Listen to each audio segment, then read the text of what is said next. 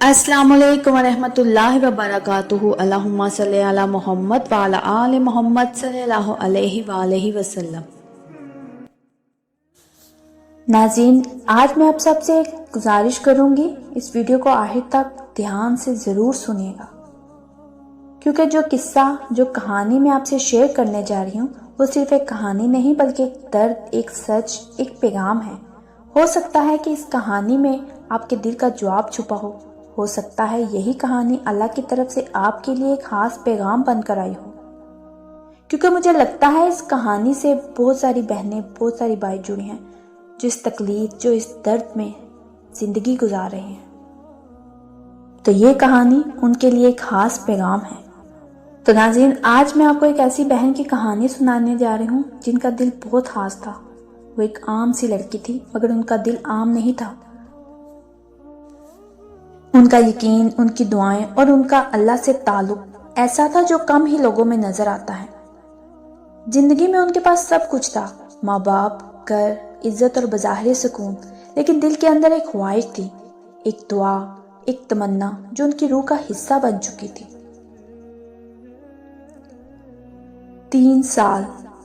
3 लंबे साल गुजर गए और वो उसी दुआ को मांगती रही, कभी नफलों में, कभी सजदों में, कभी सहरी के वक्त आंखों में आंसू लिए आसमान की तरफ हाथ उठाकर कहती, ए अल्लाह, तू बादशाहों का बादशाह है, तेरे खजाने की कोई हद नहीं, मेरी ये छोटी सी ख्वाहिश तू पूरी कर दे। वो कहती हैं, मैंने कोई भी ऐसा लम्हा नहीं छोड़ा जब जब मुझे पता चला कि इस वक्त दुआ कबूल होती है। मैं हर वक्त दुआ करती रहती थी कि ए अल्लाह, मेरी ये ख्वाहिश है, तू इसे पूरी कर दे। वो बहन मोबाइल में, वीडियोस में यही सर्च करती रहती कि सुकून कहाँ मिलेगा, सुकून कैसे मिलेगा, सब्र कैसे आएगा, दुआएं कबूल कैसे होंगी। ऐसे ही करते करते वो दुरूद पाक तक जा पहुंची। एक दिन वो दुरूद पाक की वीडियो सुन रही थी, जिनसे इनका लगाव बढ़ गया और उनमें दिलचस्पी पैदा होने लगी। शुरू में जब उन्होंने दुरूद पाक पढ़ना शुरू किया तो अजब सुकून था, दिल जैसे हल्का हो जाता। आंखें बंद करते ही वो महसूस करती कि जैसे उन पर रहमत बरस रही हो।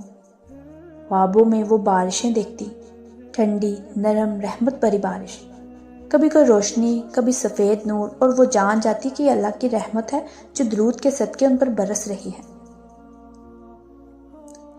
फिर एक दिन उन्होंने दुरूद इब्राहिमी पढ़ना शुरू किया। नीयत वही थी, ख्वाहिश वही थी, लेकिन हजूर पाक सल्लल्लाहु अलैहि वसल्लम पर मोहब्बत का सलाम भेजने की। मगर उसके बाद ख्वाब बदल गए। अब ख्वाबों में बारिश की जगह ऊंचाई आने लगी, सीढ़ियां आने लगी।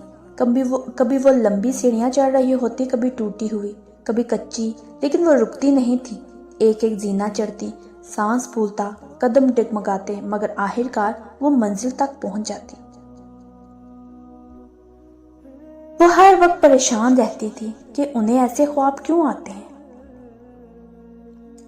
फिर कभी वो देखती कि वो किसी सफर पर है, किसी गाड़ी में बैठी हैं, किसी रिक्शे में बैठी हैं, शहर की गलियों से गुजरती जा रही हैं। दिल में एक ही ख्याल, वही तमन्ना, वही ख्वाब, वही ख्वाहिश जिसे वो 3 साल से मांग रही थी। सफर के दौरान खिड़की से बाहर देखती तो उन्हें एक सुनहरी रंग का टावर नजर आता, ऊंचा, चमकता हुआ, जैसे आसमान को छू रहा हो। दिल के अंदर एक नरमी सी उतरती, एक अजब सा सुकून तो महसूस होता, लेकिन हर वक्त दिल में एक वसवसा रहता कि आखिर ये ख्वाब क्या उसे इशारा दे रहे हैं, लेकिन वो समझ नहीं पा रही थी। जैसे अल्लाह का कोई पैगाम दे रहा हो, कोई राज समझा रहा हो। एक दिन उन्होंने ख्वाब से जाकर दिल ही दिल में कहा, ए अल्लाह, अगर ये ख्वाब बस एक मंजर होते तो हर बार इतनी मुशक्कत के बाद मंजिल तक पहुंचने का एहसास ही क्यों दिलाते। अगर वो सुनहरी टावर महज ख्वाब है तो उसे देखकर मेरे दिल में इतना नूर क्यों उतरता है। वो किसी से कुछ ना कहती, वो खामोश रही। दिन में वो दुरूद पढ़ती, कभी 100 मरतबा, कभी 300 मरतबा, कभी खामोश बैठकर आंखें बंद करती और हजूर पाक सल्लल्लाहु अलैहि वसल्लम के रोज़े को دل میں تصور کر کے کہتی، یا رسول اللہ صلی اللہ علیہ وسلم، میں آپ کی امتی ہوں، میرا دل ٹوٹ گیا ہے، میں اپنی تمنا پوری نہ کر سکی، مگر میں آپ پر درود بھیجتی رہوں گی۔ انہوں نے ہار نہیں مانی، مگر وقت گزرتا گیا، دعا مانگتے مانگتے ایک دن انہوں نے کہا، اے اللہ، اگر یہ چیز میرے حق میں بہتر نہیں تو میرے دل سے نکال دے۔ یہ الفاظ انہوں نے دل سے کہے، مگر اس کے بعد وہ چیز نہ دعا سے نکلی، نہ خوابوں سے، نہ دل سے۔ کبھی وہ کہتی، شاید میں کمزور ہوں، شاید میرا ایمان ادھورا ہے، مگر دل سے آواز آتی، نہیں، تم کمزور نہیں۔ راتوں کو جب سب سو جاتے ہیں، وہ اپنے بستر پر خاموش لیٹ کر اللہ سے باتیں کرتی، میرے مولا، تو چاہے تو ناممکن کو ممکن بنا دے، تو چاہے تو ٹوٹے دلوں کو جوڑ دے۔ میں نہیں جانتی تو نے کیوں روکا، کیوں بتلا، لیکن میں جانتی ہوں کہ تیرے فیصلے میں کوئی کمی نہیں۔ پھر بھی دل کے اندر وہ خالی پن باقی رہا، وہ لمحہ، وہ چیز، وہ تمنا جیسے دل میں جم گئی ہو۔ جب کبھی وہ درود پڑھتی، آنسو بہنے لگتے، کبھی ہونٹوں پر مسکراہٹ آ جاتی کہ شاید اسی درود میں ان کی رہائی ہے۔ ایک دن وہ درود پڑھ رہی تھی، اچانک ان کے دل میں کچھ اتر گیا، جیسے کوئی نورانی آواز کہہ رہی ہو، جو تم مانگ رہی تھی وہ چیز نہیں، اس کا مطلب تجھے دیا جا رہا ہے۔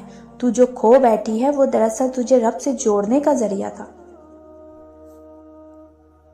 تو پھر ناظرین، اس لمحے انہوں نے محسوس کیا کہ 3 سال کے سفر نے انہیں بدل دیا ہے۔ وہ سیڑھیاں جو خوابوں میں آتی تھی، در حقیقت ان کی روحانی ترقی کی علامت تھی، اور وہ سنہری ٹاور ایک اشارہ کہ منزل قریب ہے، مگر وہ منزل دنیاوی نہیں، روحانی ہے۔ ان کے دل سے ایک دعا نکلی، اے اللہ، اگر میری چاہت کا نہ ملنا بھی تیری رضا میں ہے تو مجھے ایسا بنا دے کہ مجھے اس پر کوئی گلہ نہ ہو۔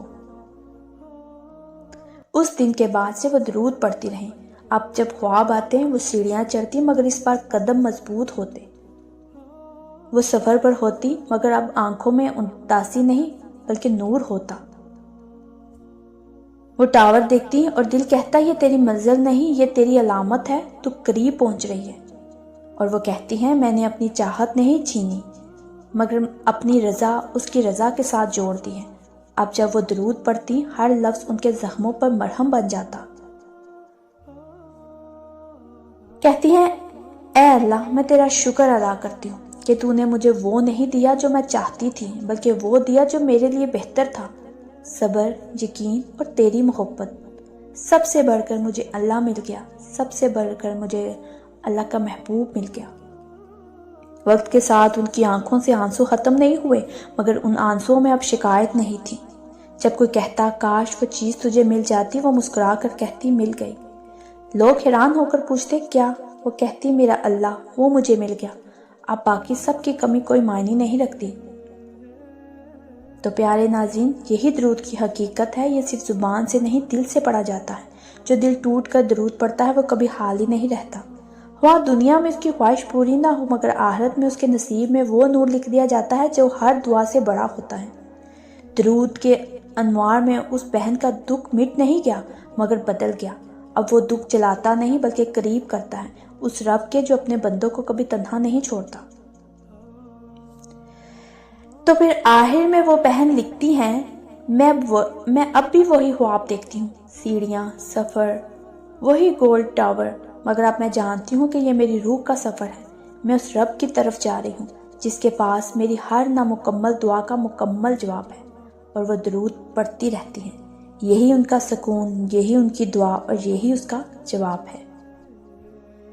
تو ناظرین، مجھے امید ہے اس کہانی سے آپ کو بہت کچھ سیکھنے کو ملا ہوگا، آپ کو سکون ملا ہوگا، صبر ملا ہوگا، اور آپ کو درود پاک پڑھنے کا حوصلہ ملا ہوگا۔ تو اگر آپ کو میری یہ کہانی، میرے یہ الفاظ دل سے لگے ہوں تو میرے چینل کے ساتھ جڑے رہیے۔ ایک نئے مشاہدے کے ساتھ دوبارہ حاضر ہوں گے۔ جزاک اللہ ہے۔